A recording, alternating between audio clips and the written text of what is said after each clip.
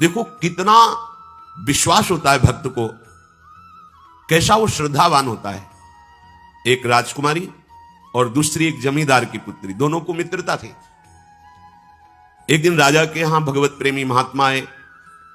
वो संत सेवी राजा थे, महात्मा जन आते रहते थे और महात्माओं का कार्य ही होता है निरंतर अपने प्रभु की सेवा और सुमिरन में मगन रहना। सेवा सुमिरन ये बहुत बड़ी सामर्थ्य है। अगर हम हर समय सेवा और सुमिरन में रहें तो कभी कोई माया प्रपंच हमें परास्त नहीं कर सकता।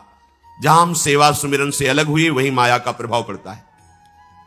भगवान का शालिग्राम स्वरूप उनके पास था, खूब भाव से सेवा कर रहे थे और नवीन अवस्था की कोमल हृदय वाली ये दोनों सखियां देख रही थी।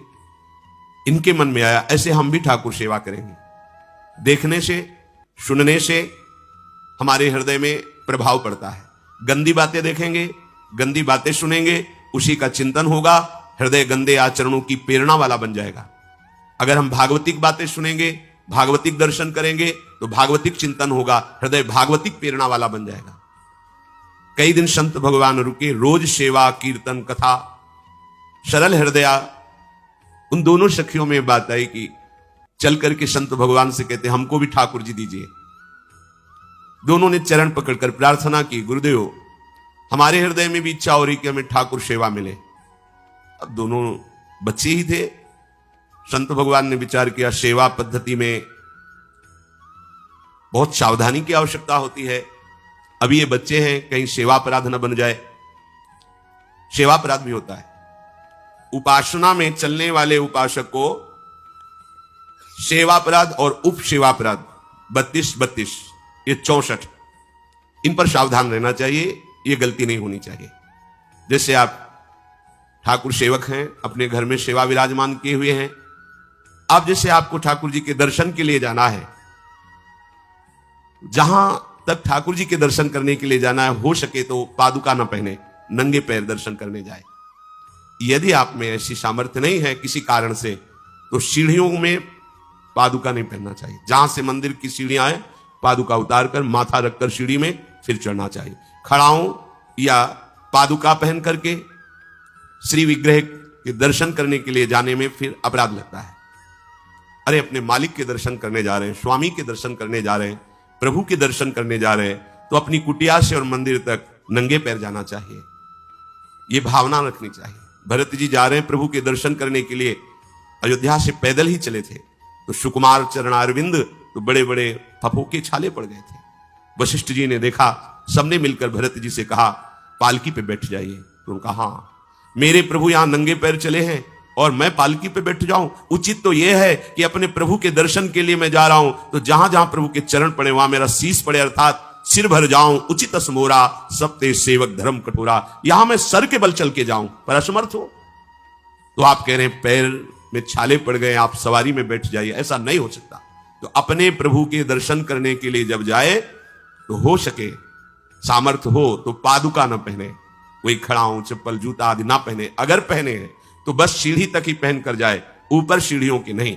इतने सुकुमार मत बनो, ये आग में जलाया जाएगा शरीर, ये गाड़ दिया जाएगा शरीर, इससे ज्यादा प्यार ना करो। अब इतना दृढ़ विश्वास कि ये बच्चे हैं, सेवा भाव कैसे पूर्ण कर पाएंगे? तो उन संत भगवान ने दोनों बच्चियों से कहा कल ठाकुर जी लाएंगे, हम आपको दे देंगे।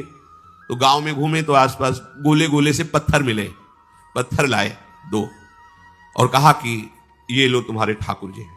दोनों को देखो, गुरु वचनों पर और गुरु प्रदत्त सेवा वस्तु पर कितना भाव होना चाहिए। उन्होंने दृढ़ विश्वास किया कि मुझे भगवान गुरुदेव ने दिया, ये भगवान है मेरे। दोनों ने अपने हृदय से लगाया। अब एक जमींदार की पुत्री थी, एक राजकुमारी, स्वर्ण के सिंहासन में, और उनका नाम रखा सिलपिल्ले ठाकुर। सिल मतलब पत्थर, तो उनका तुम्हारे ठाकुर का नाम सिलपिल्ले गोविंद है। दोनों सिंहासन पर रखकर आराधना करती, भाव प्रतिपल बढ़ता गया, नाम निरंतर जप। गुरु प्रदत्त ठाकुर पर विशेष चमत्कार हृदय में प्रकट होता है यदि उन्हीं की नियमावली से चलो। अपने मन से बाजार से खरीद लाए, विराजमान किए हैं, कभी सेवा की कभी नहीं की, वो भी अच्छा है, कम से कम भागवतिक भाव तो है। लेकिन सिद्धि जो प्राप्त होती है वो गुरु कृपा से, गुरु प्रदत्त ठाकुर से। जैसे धन्ना जी को भांग के बट्टे में ठाकुर जी प्रकाशित हो गए, गुरु प्रदत्त। अब ये सखियां जब बड़ी हुई तो इनके ब्याह की बात हुई। तो जो राजकुमारी थी उनका राजकुमार से किसी से ब्याह तय हुआ, ब्याह हो गया। अपने माता पिता से जब विदाई ली तो अपने ठाकुर जी को जो सिंहासन में थे, सिंहासन से एक सुंदर पेटी में से और गोद में रखकर, और अंदर ही अंदर जल रही है कि प्रभु मैंने प्रीतम आपको माना है, संसार के व्यवहार में ये प्रीतम बना हुआ है, पर प्रभु हमारे प्रीतम दो नहीं हो सकते, हमने हृदय से आपको माना। इसी विचार में वो बड़ी उदास है। पहले पालकियों में ऐसा राज सैनिक चल रहे हैं, पालकियों में वो बहू जा रही है और राजकुमार घोड़े पर। राजकुमार बार बार पालकी के समीप जाता, दर्शन करने की इच्छा होती है ना, तो उदास देखता, मन में बड़ी गिलानी हुई। उसने कहा, एक नदी थी, उसने कहा यहां हम थोड़ी देर विश्राम करना चाहते हैं, राजकुमारी की पालकी रखी जाए और सैनिक दूर खड़े हो। तो राजकुमार वैसे ही आज्ञा हुई। तो बात करना चाहते हैं, पर वो ना देखती है और ना बात करती है। और इतना सुंदर रूप, क्योंकि ब्रह्मचारिणी और भगवत आराधना। अब उसके हृदय में जलन हुई कि ऐसा क्या है जो हमसे बात नहीं कर रही। बस बार बार ऐसे पिटारी खोल के ऐसे ठाकुर जी को देखती। नाम जप और सेवा के प्रभाव से वो सिल नहीं रह गया था। वहां उसको सांवरे श्याम सुंदर की झांकी मिलती थी। जब अपने शिल्पिल्ले ठाकुर जी को देखती तो ललित त्रिभंगी श्री लालजू महाराज श्याम सुंदर दिखाए, अत्यंत आसक्ति। गुरु प्रदत्त किसी भी शब्द में, किसी भी वस्तु में दिव्यता होती है, बस हमारी भावना होनी चाहिए। अरे बोले ये हम नहीं दे सकते, ये गुरु प्रदत्त है, नहीं हम प्राण दे सकते, लेकिन ये नहीं। जिसका गुरु वचन पर, गुरु प्रदत्त वस्तु पर, गुरु प्रदत्त ठाकुर पर दृढ़ निष्ठा हो गई, वही सिद्ध हो जाता है। अब उसने समझ लिया कि पिटारी में जो कुछ है यही हमारे और राजकुमारी के बीच में बाधा है। दो चार दासियों को बुलाया और कहा इनको बातों में उलझाओ, पिटारी पीछे हमें दो। वो प्रवीण दासियां उनको विनोद भाषा में, हंसी मजाक में बात, लेकिन वो उदासीन। धीरे से गोद में पेटी थी, ले ली, हम लिए हुए हैं, आप बातचीत में सारा, और पेटी उनको दे दी। राजकुमार ने राजकुमारी से कहा यही पेटी तो हमारे आपके बीच में बात, फेंक दी नदी में। अब तो जो उसके हृदय में पीड़ा हुई, भारी व्याकुलता। अब राजकुमार सैनिकों के साथ तुरंत पालकी उठवाई, मैं ले गया। पर वो आसक्त है, इतनी सुंदर राजकुमारी, क्योंकि भागवतिक तेज से संपन्न में आकर्षण होता है।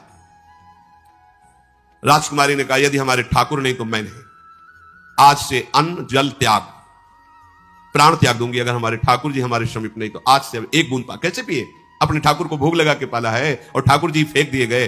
भारी व्याकुलता, जैसे मीरा जी कहते दृश्य बिन दुख न लागे नहीं, न रात में नींद है न दिन में अन्न जल है, व्याकुलता। अब भयभीत हो गया राजकुमार। पूरा महल इस विषाद से हो गया कि अगर नवीन राजकुमारी प्राण त्याग देती है तो क्या होगा लोक समाज में, कि अभी नवीन राजकुमारी गई, ये लोग ऐसे निर्दयी हैं कि ऐसा व्यवहार किया कि उसने प्राण त्याग दिया। राजकुमार घुटने में आ गया, घुटने टेक कर राजकुमारी से कहा मैं तुम्हें दुखी नहीं करना चाहता, पर मैं तुमको छोड़ भी नहीं सकता। अब हमें आप वो उपाय बताओ जिससे आप मुस्कुरा दो, आप प्रसन्न हो जाओ। तो उनका, हम अपने ठाकुर के बिना जीवित नहीं रह सकती, यदि आप हमें जीवित देखना चाहते तो हमारे ठाकुर जी लाके दो। हमारी भागवतिक निष्ठा ऐसी होनी चाहिए कि जो गुरु जी ने मंत्र दिया है, जो गुरु जी ने उपासना दी है, उसमें दृढ़ विश्वास होना चाहिए। हमारे अंदर किंचन मात्र फिसलाव नहीं होना चाहिए। और आगे जो महामहिम सूत्र है, जब तक हमारा मन प्रभु में समर्पित ना हो जाए तब तक पाप होने की संभावना होती है, बड़े बड़ों से चूक हो जाती है। इसमें यह नहीं कहा जा सकता कि हम इतने वर्ष से साधन में लगे हमसे चूक नहीं होगी, ये तो भूल जाना। बड़े बड़ों से चूक करवा देना माया का कार्य होता है, पर जिनका मन प्रभु को समर्पित हो गया है उनसे चूक नहीं हो सकती। इसलिए जो अगला सूत्र वर्णन किया कि जितने भी पापाचरण होते हैं वो सब मेरे से होते हैं, ऐसा उपासक दृढ़ निश्चय करे। ऐसा नहीं कि पापाचरण भगवान से, भगवान करा रहे हैं। जिन लोगों का एक प्रश्न होता है कि जब सब कुछ भगवान करा रहे हैं, भगवान की इच्छा के बिना पत्ता भी नहीं हिलता, तो जो हम पापाचरण, गलत आचरण, वो भी तो भगवान ही करा रहे हैं। इस विषय को समझना है। आज के समाज का जो मानसिक स्तर है, जब हम त्याग की बात करते हैं कि गंदे आचरण नहीं करने चाहिए, तो जो समझाया जाता है, जो समझ है आज की आधुनिक, वो ये समझ है, कुछ ऐसे जनों ने ये निर्धारित भी किया है कि बहुत भोग कर लेने पर फिर समाधि की प्राप्ति होती है। अगर ऐसा होता तो लाखों लोग समाधि को प्राप्त होते, लाखों लोग बिना साधना के। क्यों? बचपन से लेकर के पूरे जीवन तक भोग ही भोग रहे, सब समाधि में पहुंच जाते। प्रायः सबके दिमाग में बात बैठी है कि अगर हम भोग ले तो हम मन को समझा सकते हैं, लेकिन आप बात अनुभव की समझ लीजिए कि आप भोगने के लिए जो ही गए तो मन के गुलाम बन करके गया, वो कभी तुम्हें मुक्त होने का अवसर नहीं देगा। जैसे हम भोजन कर लेते हैं तो लगता है अब कुछ नहीं, लेकिन 6 घंटे व्यतीत होते होते पर्चा बन जाएगा कि ये चीज फिर चाहिए खाने को।